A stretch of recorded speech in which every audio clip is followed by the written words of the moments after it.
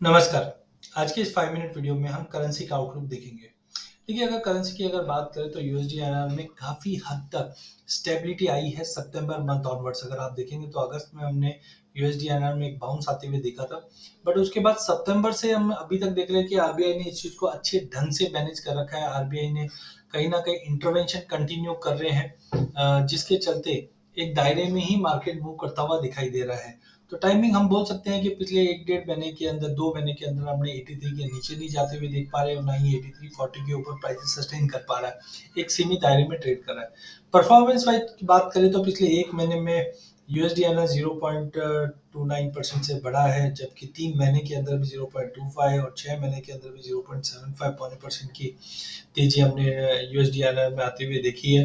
But काफ़ी important है कि स्टेबिलिटी, क्योंकि जिस ढंग से हमने यूक्रेन रशिया के सिनेरियो में लड़ाई होते हुए देखी, जिसके बाद इसराइल में कंसर्न्स देखा है, तो ग्लोबल और एशियन करेंसी सभी में हमने एक अच्छी खासी वॉलेटिलिटी देखी है, जबकि इंडियन रूपी में एक स्टेबिलिटी देखी है। नो डाउट पिछले हफ्ते भर में एक अच्छी खासी रिकवरी हमने देखी है। 83.10 का लेवल छूने के बाद आज 83.34-35 के आसपास आ चुका है।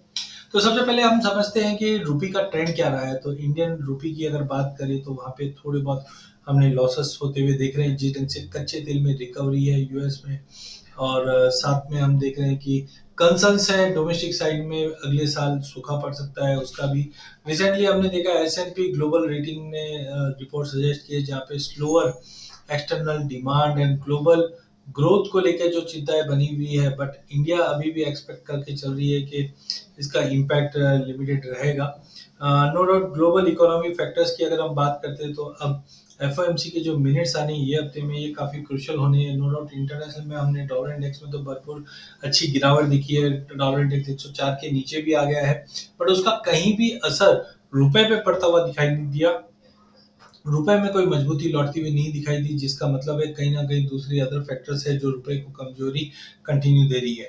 आरबीआई की अगर हम बात करते हैं, जो इंडियन इकोनॉमी ओवरव्यू में अगर हम देखते हैं, तो आरबीआई की जो मंथली बुलेटिन है प्रोजेक्टेड हायर कर रही है जीडीपी ग्रोथ अक्टूबर दिसंबर में, क्योंकि फेस्टिवल डिमांड काफी शानदार है। हमने दशहरा, दुर्गा पूजा और दिवाली, और साथ में अगर हम देखें तो मैरिज सीजन चालू हो चुका है, जहाँ पे सीआईटी द्वारा बताया जा रहा है करीबन 35 लाख शादी है। तो जनरली हम देखते हैं कि फेस्टिवल डिमांड, वेडिंग डिमांड भरपूर रहती है, जिसकी वजह से जीडीपी को काफी अच्छा एक सपोर्ट मिलता हुआ दिखाई देगा। वहीं आरबीआई ने प्रेडिक्ट भी किया है 6.5 जीडीपी की ग्रोथ रेट होनी है 23-24 के अंदर। इंडियन की जो ग्रोथ रिजल्ट डोमेस्टिक डिमांड है, वो कहीं ना कहीं एक्सटर्नल शॉक्स को एब्जॉर्ब करते हुए दिखाई दे रही है। आरबीआई एक्सपेक्ट करके चल रही है कि पॉलिसी मेंटेन रखेंगे। अपकमिंग दिसंबर 6 से 8 के बीच में जो मॉनेटरी पॉलिसी मीटिंग है, यहाँ पे हम देखेंगे स्टेबिलिटी मेंटेन रखेंगी।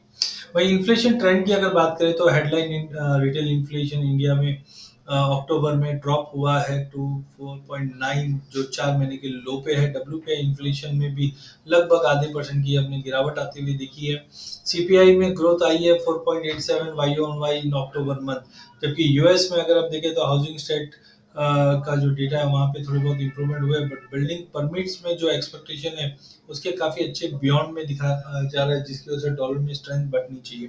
बट फेड के जो स्टेटमेंट्स आए हैं, यहाँ पे कुछ चिंता बनी हुई है, बिकॉज हमने देखा काफ़ी मिक्स व्यू है फेड के मेंबर्स से, जहाँ पे बताया जा रहा है कि मॉनेटरी पॉलिसी को लेके चिंताएं आगे भी बढ़ती हुई दिखाई देगी। कंसिस्टेंटली जो टोन है ऑफिसर्स का, वो एम्फसाइज कर रहे हैं पेशेंस को, और फर्दर रेट हाइक की बातें हो रही है, लेकिन जिस ढंग से इन्फ्लेशन में कमी आई है, ये कहीं ना कहीं इस चीज के ऊपर सपोर्ट नहीं देता है।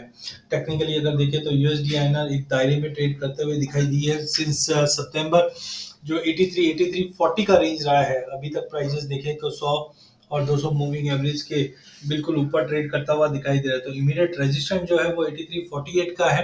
एक बार अगर हम ये लेवल टूटता है तो आराम से हम 84 का लेवल देख पाएंगे, जबकि सपोर्ट की अगर बात करें तो 83 तक का सपोर्ट बन रहा है। टेक्निकल चार्ट्स पे, वीकली चार्ट पे अगर आप देखेंगे तो असेंडिंग ट्रायंगल का ब्रेकआउट आने की पूरे पूरे गुंजाइश है। अगर ये हफ्ते के अंदर 83-40 के ऊपर अगर प्राइस निकल जाता है, तो आई थिंक एटलीस्ट बैर मिनिमम कंजर्वेटिवली हम 84 की तरफ तो बैर मिनिमम जाते हुए देखेंगे। और अगला 2-3 महीना काफी क्रुशियल भी होना है, बिकॉज डोमेस्टिक मार्केट में की इवेंट्स भी है, इलेक्शन को लेकर चिंताएं बनी हुई है, सूखी को लेकर चिंताएं बनी हुई है, कच्चे तेल की अनसर्टेनिटी की वजह से भी चिंताएं बनी हुई है। तो कुल मिलाकर अगर 8340 के ऊपर अगर निकलता है तो 84 तक का लेवल तो बैर मिनिमम हम यूएसडी में आते हुए देखेंगे। सीजनलिटी की अगर हम बात करते हैं तो जनरली देखा जाता है कि दिसंबर में रुपया थोड़ा मजबूत जरूर होता है, लेकिन जनवरी फरवरी में हम गिरावट देखते हैं। बट इस बार अगर हम देखें तो रुपए में जो स्टेबिलिटी कंटिन्यू बनी हुई है, जिसके चलते ऐसा प्रतीत हो रहा है कि कहीं ना कहीं डॉलर में हम थोड़ी सी मजबूती देख पाएंगे। ऑलरेडी रिसेंटली जो थोड़ी बहुत गिरावट भी आई है,